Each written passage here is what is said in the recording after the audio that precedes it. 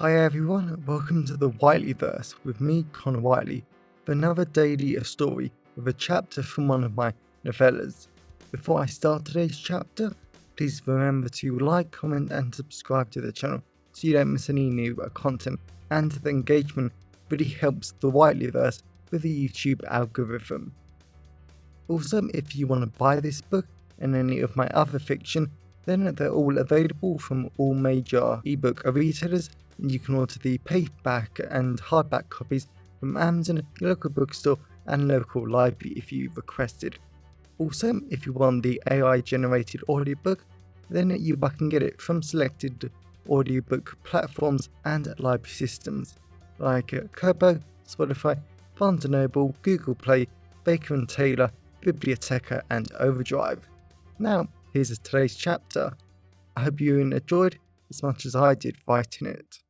Chapter 2. The 28th of July 2023. Maidstone, England.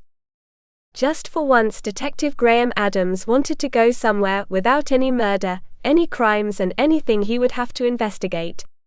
He was starting to wonder if him and Betty were cursed or something, but if he was cursed, then there was definitely no one else he would rather he cursed with. He loved Betty more than he had the right to feel, and he knew he was always the luckiest man alive.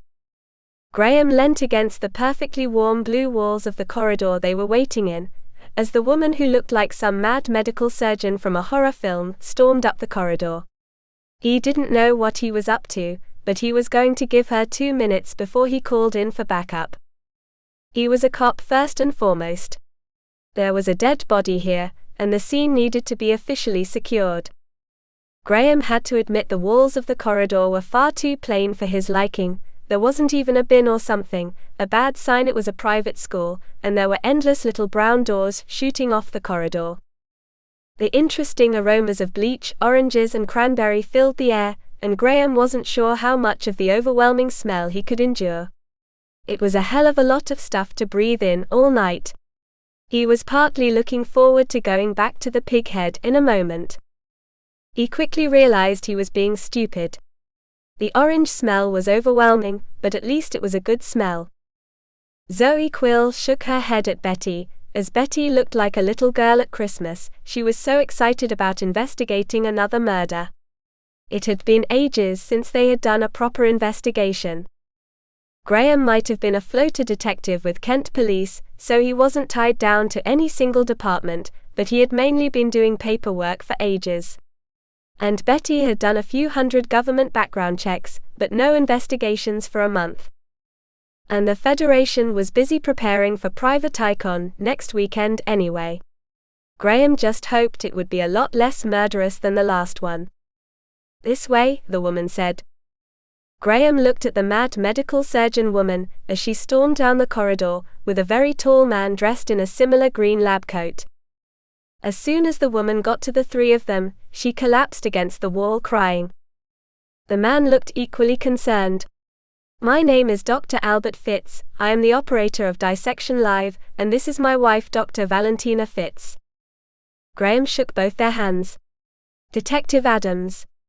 This is Dr. Zoe Quill and President Bettie English." Albert seemed shocked at Zoe. "It is an honor, Doctor.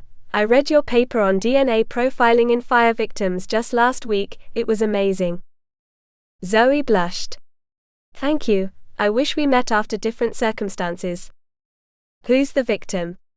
Betty asked. Valentina shrieked and Graham wanted to comfort her, but he had to stay focused for now. "If what my wife says is true then it is Dr. Louis Gray," Albert said. Zoe coughed. "Yes," Albert said smiling. "That Dr. Louis Gray. Chief Medical Examiner to Interpol, the CIA and Europol for over 40 years. Graham was seriously impressed. They were all serious achievements. "Well done him," Betty said, equally impressed. "How can you know it's him?" Albert laughed. "He's been doing the shows with us for over a year now. He actually does the dissection, but if this was murder..." Graham looked at the woman he loved. "I'm sorry, Betty, but I have to call this in." "No," Betty said. "Actually, we aren't sure that this is a murder, and I would like to remind you of the school's security features. Graham kissed his girlfriend on the head. Of course, she had looked up the security features before they got here. This school has top-of-the-line security with motion sensors everywhere. All the doors and windows are locked, and all the exits are covered by CCTV. Graham laughed. You seriously think whoever killed Dr. Louis is still in the school? It's only logical, Betty said. And this is a 3-hour show.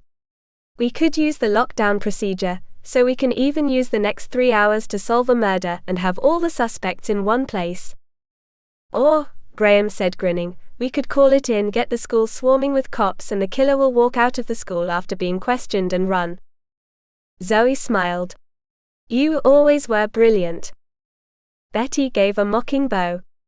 Damn, Graham loved her so much. Is that okay? Graham asked Dr. Albert. I am a police detective, Zoe is the chief medical examiner and head of Kent Police Forensics, and Betty's, well, she's just Betty English. Albert laughed and Valentina managed to laugh through tears. That's okay by us, Albert said. But I cannot do the post-mortem, Valentina said. Not on Louis. Graham looked at Zoe. I noticed some lab equipment on the other side of the anatomy room. Could you perform an autopsy that would be admissible in court? Zoe paced around for a few moments. The anatomy lab is a real official lab, it is a controlled environment, and I am fully qualified. I know a judge might think this is strange, but everything is proper enough for court. And I could show the students my process as I go. Graham gave Betty a sideways glance. He knew they both hated the idea of allowing the killer to follow along with the autopsy, but if they wanted to keep everyone locked up for 3 hours, then they had to give them a show. Graham nodded in agreement, and Betty asked Zoe to send Harry and Sean to them, but one question really annoyed Graham. Where was the special effects corpse that was meant to be on the slab? Welcome back everyone, it's me again, Connor Whiteley. So I really hope that you enjoyed today's story, because I flat out love writing, creating stories and sharing them with you.